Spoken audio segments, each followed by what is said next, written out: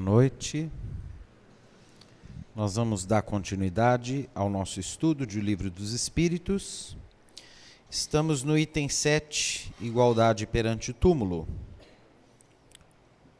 E estávamos falando sobre, do ponto de vista da filosofia,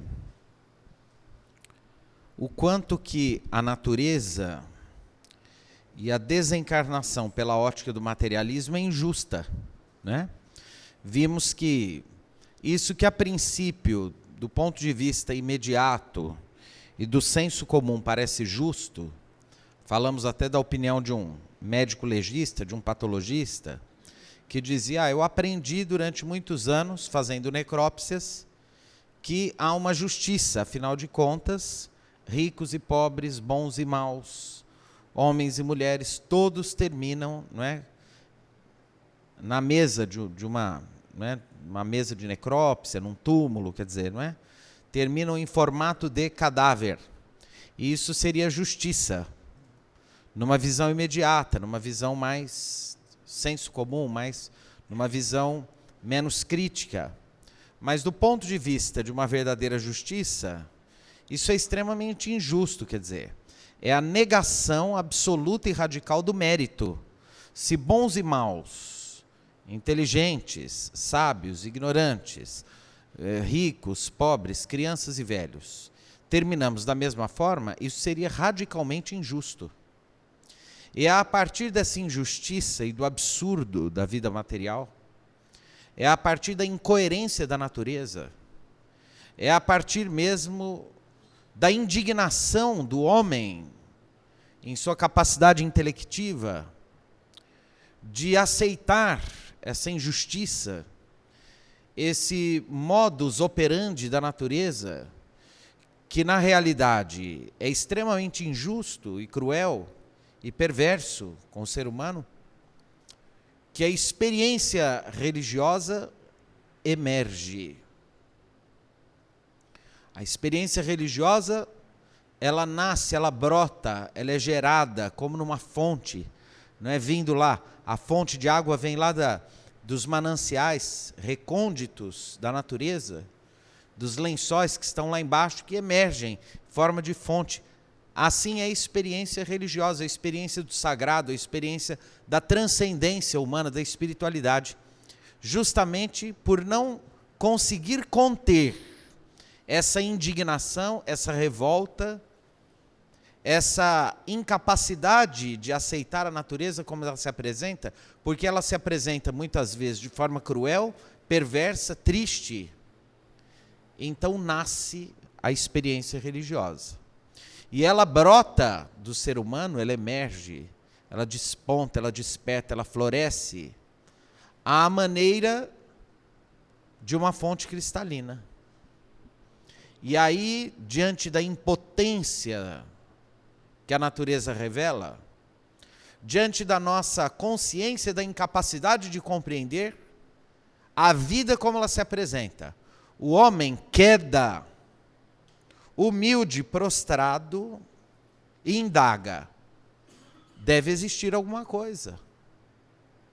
Não é possível que, se Deus existe, as coisas seriam como elas se apresentam. E terminariam como elas se apresentam. Não.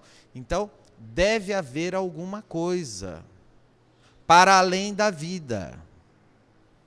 E aí Jesus, no Sermão da Montanha, nos dá de presente, nos presenteia, nos brinda, nos ilumina com a página mais linda do cristianismo, que é o Sermão das Bem-aventuranças. Então, diante da injustiça, das aflições, das dores, Jesus acena com uma segurança incrível, com uma autoridade moral extremamente superior, espiritualizada, com a possibilidade de nós compreendermos a essência da vida, a natureza da dor, o problema do ser, do destino, do sofrimento, com a dádiva que os gregos localizaram na mitologia, no estojo de Pandora, a esperança. E é justamente a esperança de que há uma razão por trás da irracionalidade, que há uma luz que vai além de toda sombra, que há um consolo, um conforto, um remédio para cada uma de nossas dores, que o homem se entrega, que o homem abandona aquela pose, aquela prepotência, aquela arrogância intelectual e se entrega à experiência da transcendência, a experiência mística. E assim foram as vidas de todos os grandes místicos, todos os grandes profetas, todos os grandes espiritualistas. Como, por exemplo, vamos pensar na figura de Buda, o príncipe indiano Siddhartha Gautama, que simplesmente, quando sai da primeira infância, sai de um palácio, onde ele vivia envolto aos prazeres, às facilidades, aos confortos, ao luxo, à ostentação, e vai ao encontro da dor. Ele quer descobrir a vida. Então ele sai do palácio e vê, a primeira coisa que ele vê que ele não sabia que existia, era um idoso, ele não sabia da existência da velhice. Depois ele vê um leproso, coberto de feridas. E depois ele vê um cadáver sendo levado para a cremação. Então ele tem contato com o envelhecimento, com a doença e com a morte. E nesse choque radical da realidade dele com a realidade da vida, do mundo, com essa quebra absoluta das ilusões, ele vai em busca daquilo que chamou de nirvana, que é a iluminação, a integração com o todo, o estado de espiritualidade absoluta, onde o homem, libertando de todos os seus desejos, ele finalmente toma consciência de que possui tudo o que deseja e vai ao encontro de uma espiritualidade superior, da iluminação. Então, o que é a iluminação? A iluminação é a capacidade de transcendência.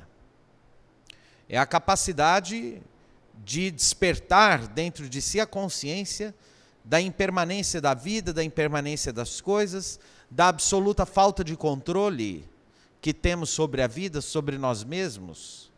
É a capacidade de se libertar das ansiedades, de não pensar mais no amanhã, de viver o agora, aquilo que os poetas chamam de viver a eternidade do instante, porque todo instante é eterno, todo instante nos conduz ao infinito, e todo presente é gerúndio. E essa insistência do homem em aprisionar o tempo que nos causa essas dores da alma, como por exemplo a preocupação.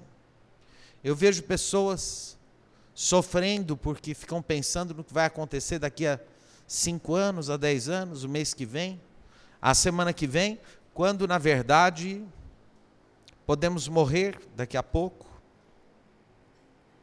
E Jesus nos fala disso numa passagem magnífica de um homem que guarda os tesouros para o futuro e tem um sonho, e lá neste sonho ele encontra uma entidade superior que diz: homem tolo,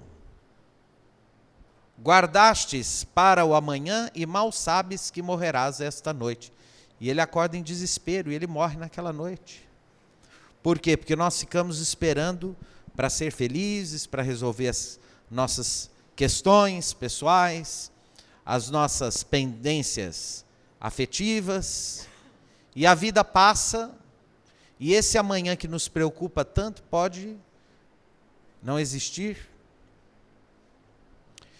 E como dizia Danton, prestes a perder a cabeça na guilhotina, às vezes lutamos por coisas e cometemos mesmo crimes, pequenos crimes, pequenas violências contra nós, contra a família, contra o mundo, em função da nossa incapacidade de viver o agora.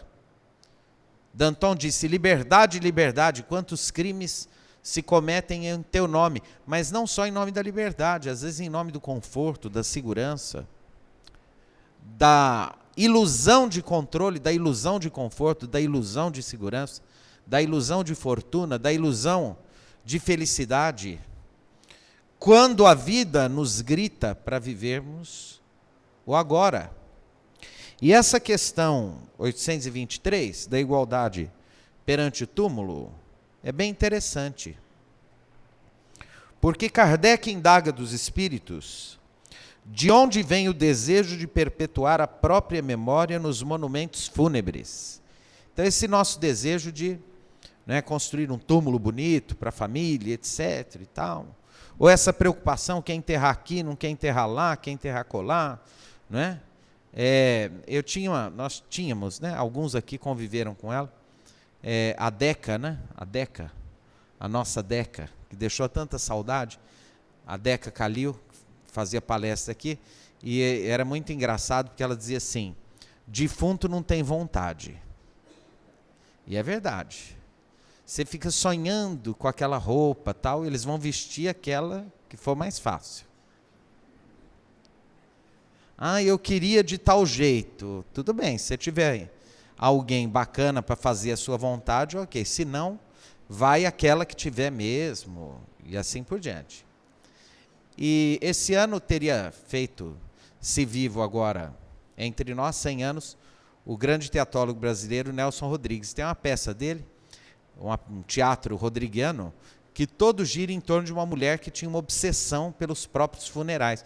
Então ela junta dinheiro, ela vai à funerária, ela deixa tudo pago, ela deixa tudo escrito, porque o sonho dela, a grande realização existencial dela, era um funeral cheio de pompas, um funeral de luxo, capaz de impressionar a sociedade e tal. O título dessa peça é A Falecida. E o roteiro todo é baseado em alguém, nessa personagem central, que fica extremamente preocupada com as pompas fúnebres. E, aliás, isso não é de hoje. Na antiguidade já havia essa preocupação, tanto que um soberano do Oriente, chamado Mausolo, construiu um monumento fúnebre que entrou para a história como uma das maravilhas, das 7 maravilhas do mundo antigo, que é o Mausoléu de Halicarnaso. Por que mausoléu? Porque era o túmulo do soberano Mausolo, era o nome dele. Eu duvido que você coloque num bebê esse nome hoje. O pequeno Mausolo da Silva, mas era um nome próprio. O Mausolo, daí é que vem a palavra mausoléu. E ele fez lá um monumento de tal forma maravilhoso e etc., que acabou sendo, ficando para a posteridade como uma das maravilhas do mundo antigo. Em Roma, quando as pessoas vão a Roma, elas visitam um castelo medieval que é chamado de Castelo Sant'Angelo. Castelo Sant'Angelo, que já foi cenário de passagens importantes da história do Ocidente, foi refúgio dos papas durante séculos, o Castelo de Sant'Angelo. Há uma ópera de Puccini, toda ambientada no Castelo Sant'Angelo. E o Castelo de Sant'Angelo foi erguido sob os alicerces de uma tumba romana dedicada ao imperador Otaviano Augusto. Então, em Roma, é um negócio gigantesco, que envolveria vários quarteirões, como se fosse um grande estádio, aquelas muralhas, para honrar e perpetuar a glória dos Césares. Está lá.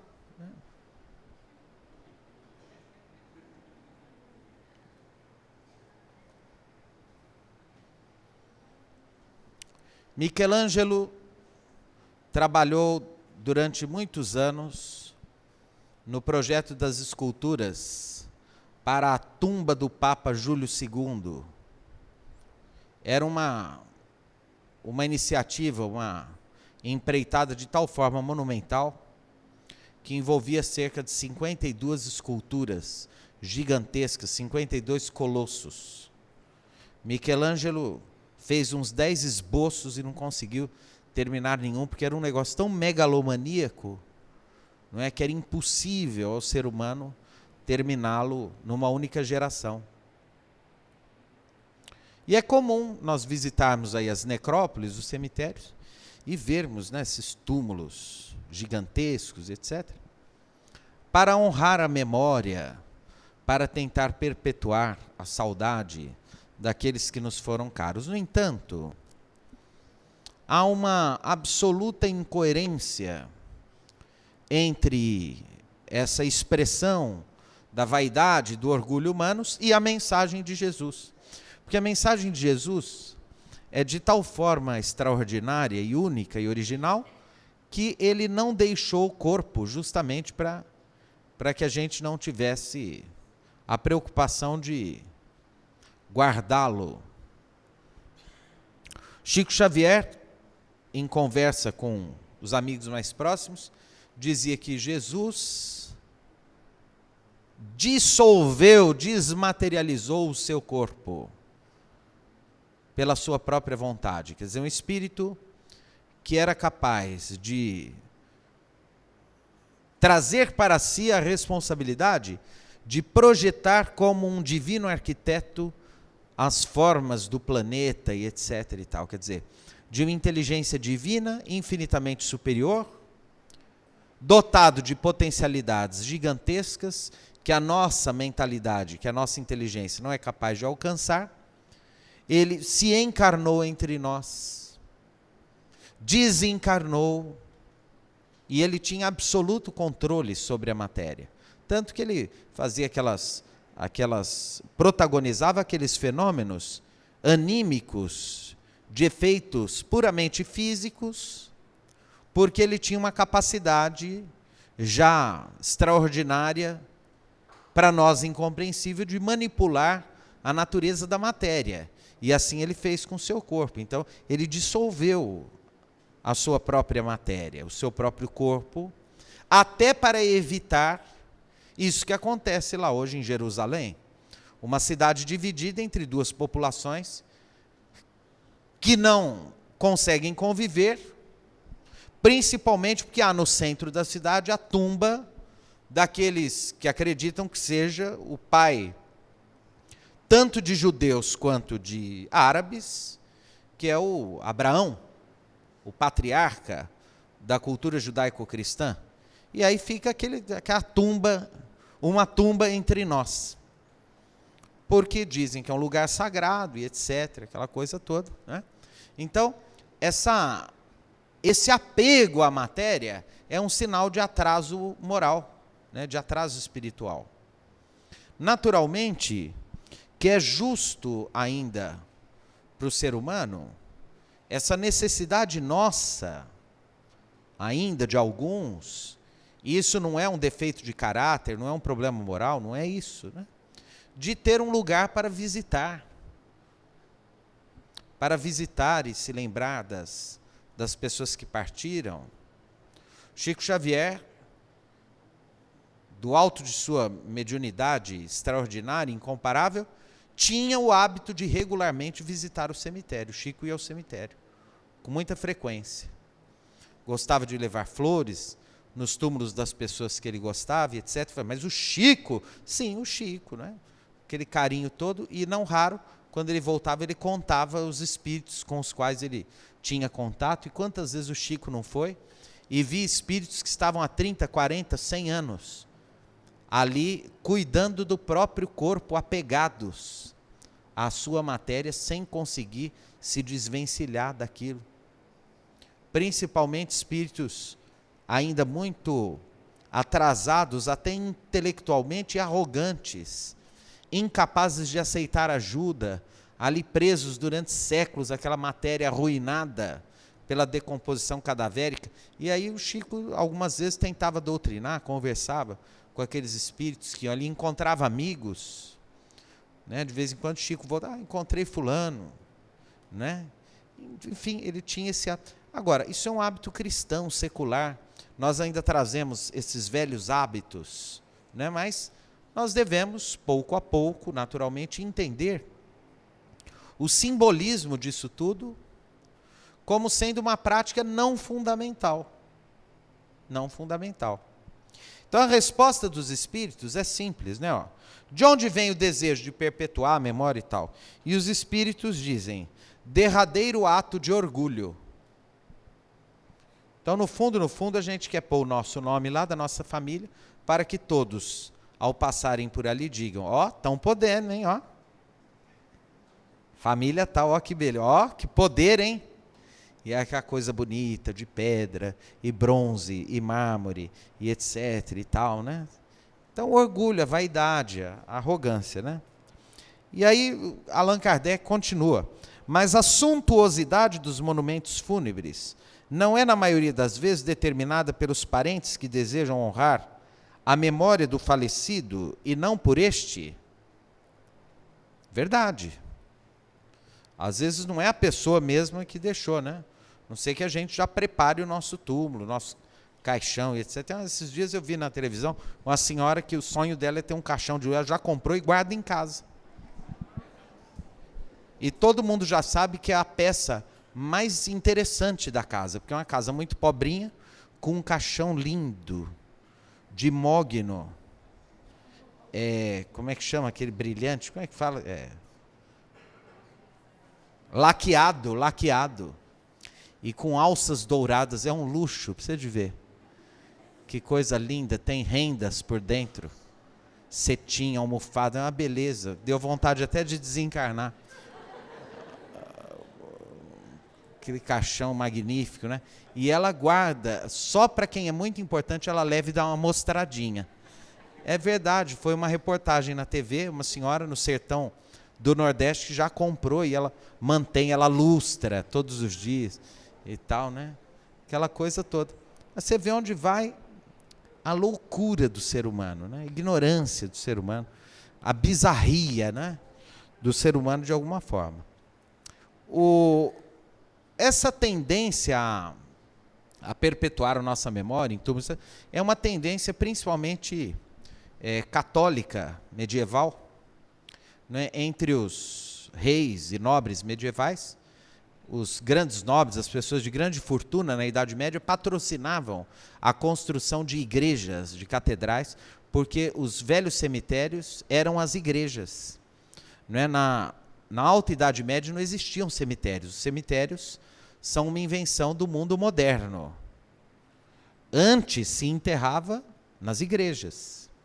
Antes ainda do cristianismo, nas catacumbas, que existem lá para visitação até hoje em Roma. Em Paris tem catacumbas, que na época se chamava a Arena de Lutécia, onde, né, se enterravam cristãos e etc. E tal. Depois as igrejas, e depois de muitos séculos surgiram os cemitérios, como nós os conhecemos, como uma providência acertada de vigilância sanitária, né, de profilaxia de doenças e etc. Então surgiram os cemitérios. Mas ainda se perpetuaram os monumentos fúnebres, etc. E tal, como uma...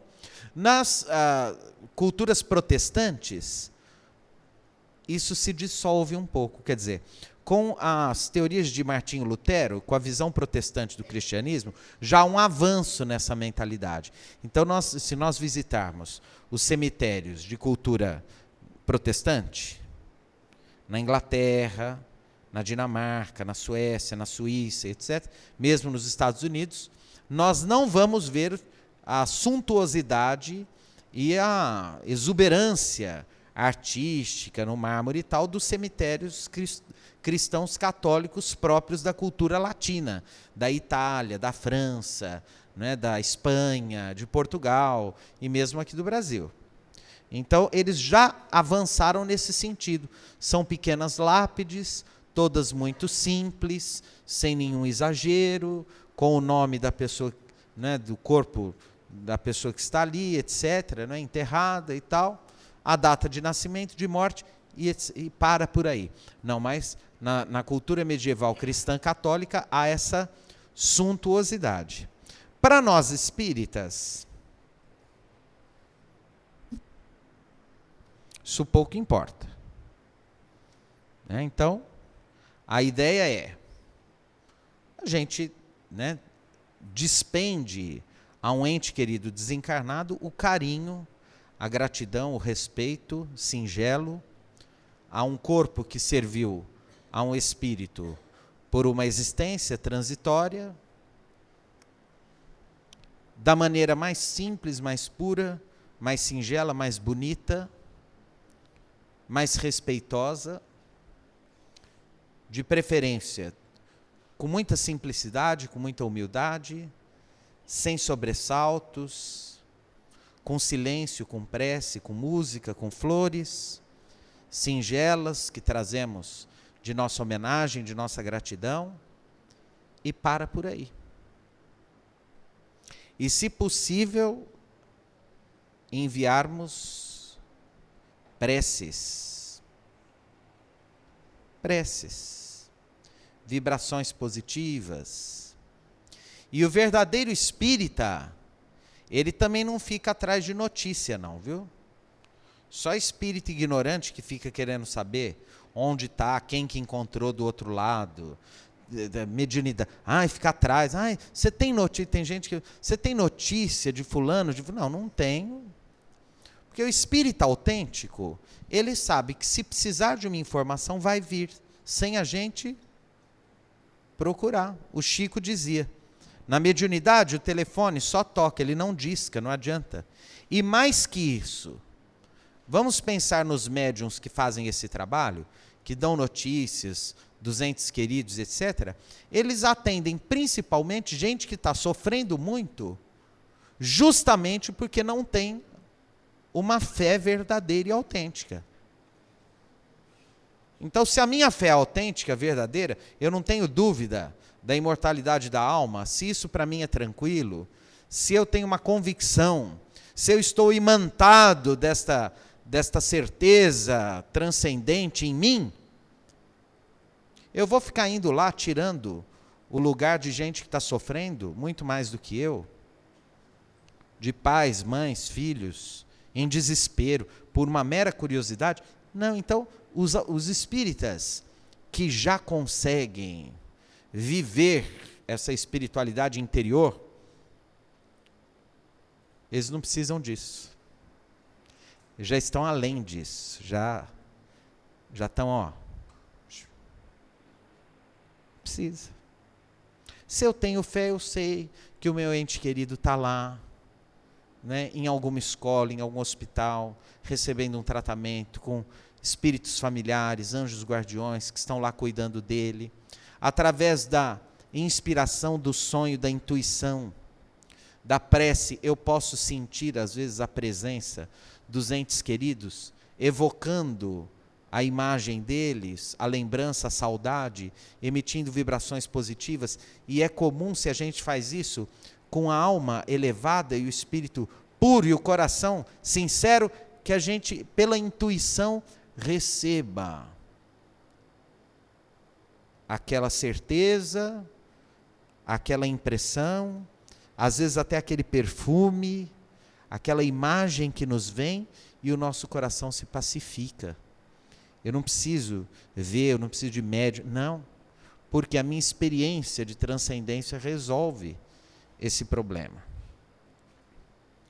Eu vou continuar falando um pouquinho disso, semana que vem, e vou adiantando um desenvolvimento desse tema, que é o seguinte: o que de verdade é importante na hora da nossa desencarnação? E é bom que a gente pense nisso, porque a gente não sabe que hora vai ser, pode ser daqui a pouco.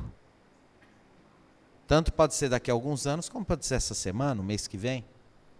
E é importante que a gente pense nisso, né? Quando a gente falar de morte, doença, sofrimento, e o sujeito bater na madeira e falar, isola, vamos mudar de assunto. Esse não é espírita.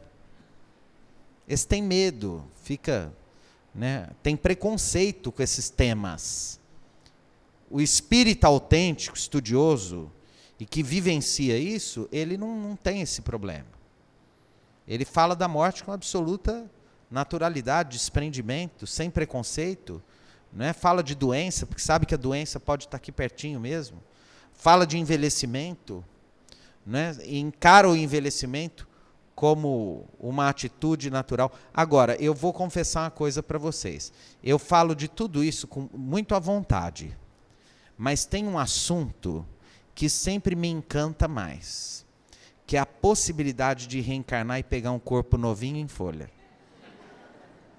Isso me encanta um tanto mais. Então, quando a vida está um pouco pesada, a gente olha para ela e fala, ah, que pena, já não dá mais isso, né? Aí eu penso, falo, mas daqui a pouco eu pego um corpinho novinho e mundo me aguarde. Né? Porque aí a gente pensa assim, né?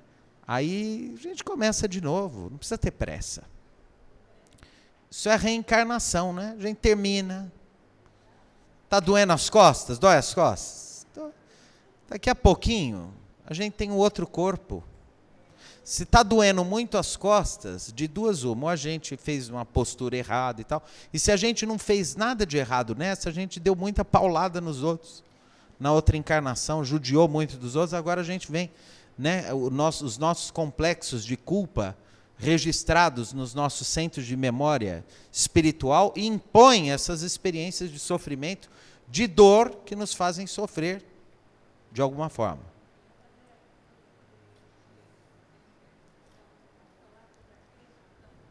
Sim, podemos falar.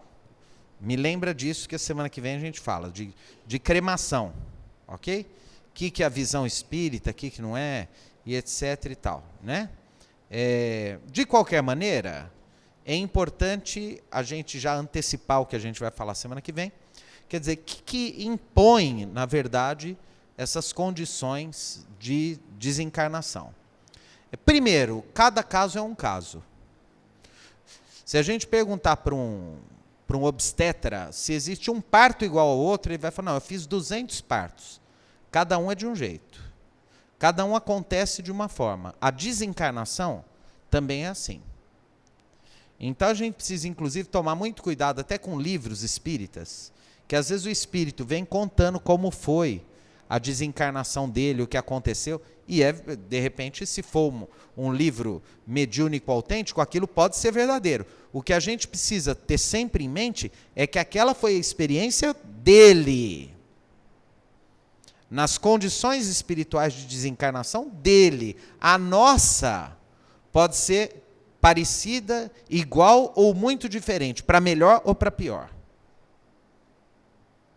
E é disso que nós vamos falar a semana que vem, quer dizer, o que a gente precisa para tentar desencarnar bem. Estou vendo que não vem ninguém a semana que vem. O tema está pesado, tá? Mas é importante a gente pensar nisso, né? E uma das questões mais importantes é o sentimento de desapego das coisas.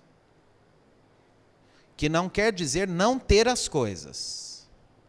A gente pode ter fortunas, mas a gente não pode se tornar refém delas. Às vezes você tem uma pessoa milionária e desapegada, e às vezes você tem uma pessoa muito pobre, que tem meia dúzia de coisas, mas ela tem uma relação de tal forma apegada com aquela meia dúzia de coisas, que ela passa séculos presa naquela meia dúzia de coisas que ela tem.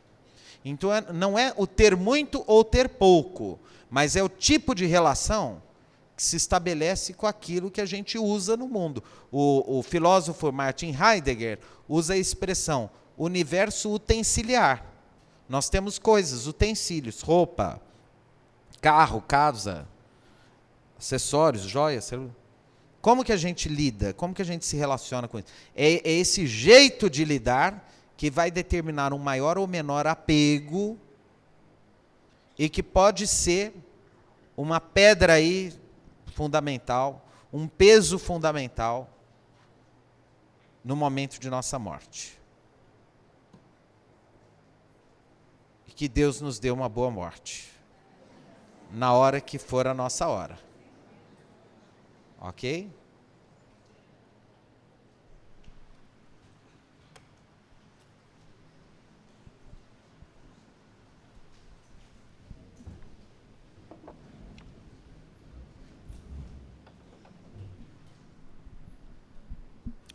Vamos então, nesses momentos de paz, procurar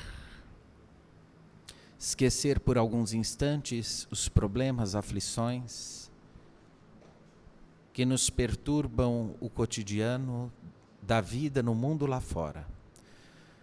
Para isso, vamos esvaziar a nossa tela mental, soltar as tensões, relaxar, respirar bem fundo e lentamente, inundando nosso pensamento de luz e tentando visualizar os fluidos que impregnam a atmosfera espiritual de nosso ambiente, sendo levados através de nossa respiração pela corrente sanguínea a cada uma das células de nosso vaso físico, devolvendo-nos saúde, restauração e bem-estar.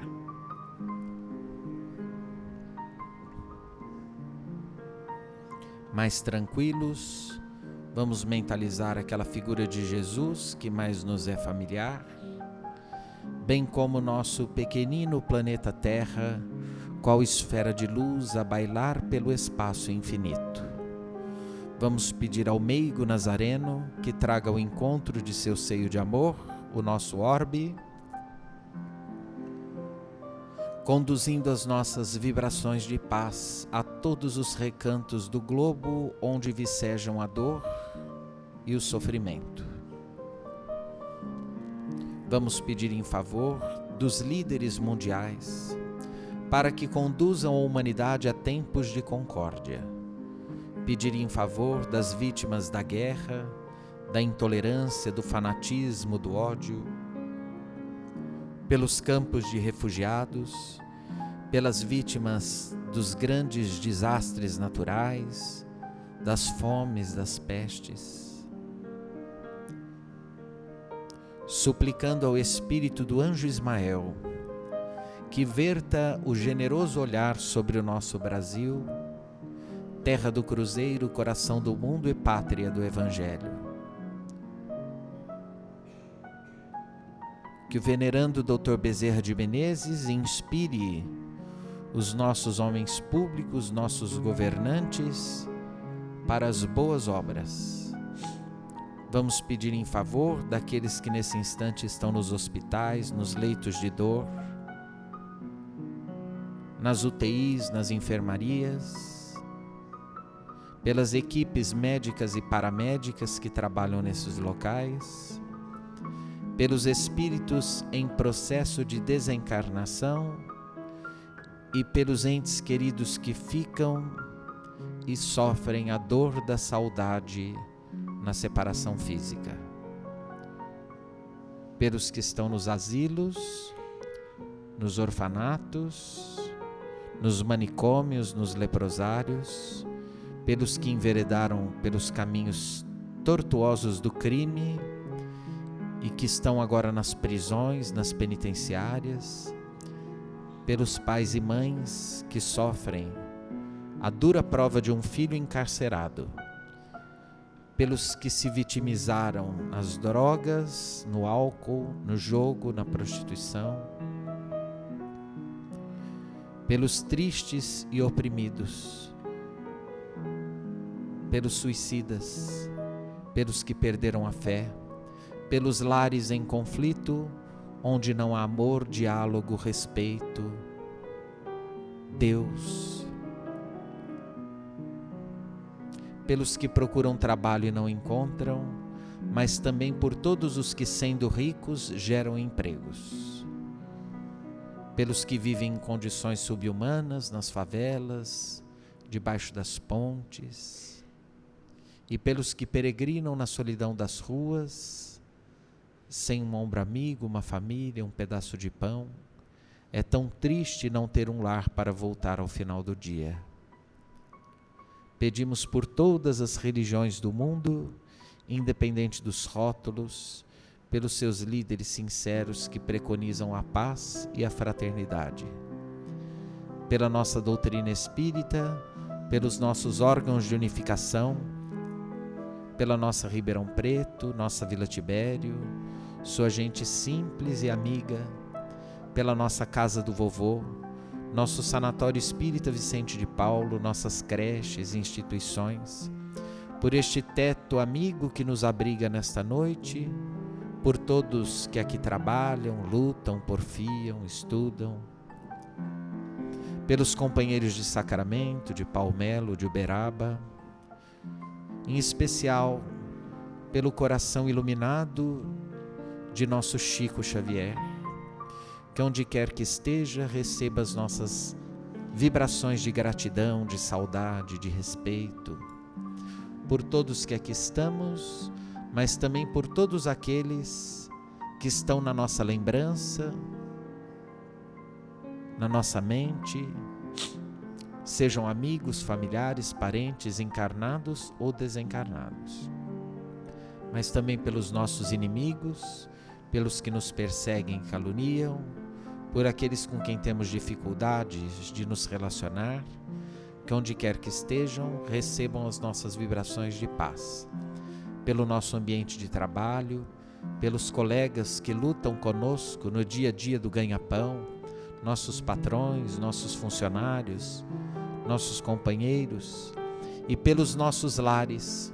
Solicitamos nesse instante as equipes de benfeitores espirituais que visitem a nossa casa, higienizando espiritualmente esses locais, levando dali os espíritos maus ou enfermos que porventura ali se encontrem e trazendo a nosso benefício o abnegado concurso dos venerandos guias da espiritualidade maior. Pedimos pela semana que se inicia, que sejamos sempre amanhã melhores do que fomos hoje, que tenhamos mais paciência, tolerância, humildade, simplicidade, verdade, sinceridade, esperança, fé, coragem, serenidade, sabedoria, capacidade de perdoar, e que ao cairmos sejamos sempre capazes de levantar e prosseguir na luta para a frente e para o alto, e que ao sairmos daqui nesta noite, depois do passe que vamos receber, sejamos merecedores da ação benéfica dos médicos do espaço, que conduzirão a cada um de nós o remédio, o bálsamo consolador, e que tenhamos nítida sensação de bem-estar físico, mental e espiritual recarregados em nossas energias para mais uma semana de lutas, e que sejamos vencedores e gratos pelas bênçãos da vida, gratos pelo pão nosso de cada dia, pela água pura, pelo ar, pelas flores, pelos pássaros, pelas dores, pelo canto, pela poesia, pela música, pelo trabalho, pela dor que nos eleva, pelos desafios da vida, pela bênção dos livros, da família, dos amigos, de tantos quantos benefícios temos recebido a cada dia de nossa existência. E é nesse clima, nessa atmosfera de luz e de paz, que te pedimos, Jesus, divino médico de nossas vidas, que nos abençoe e nos despeça em sua doce atmosfera de luz, mas que nunca nos abandone e permaneça no leme de nossas vidas, hoje, agora e para sempre. Que assim seja.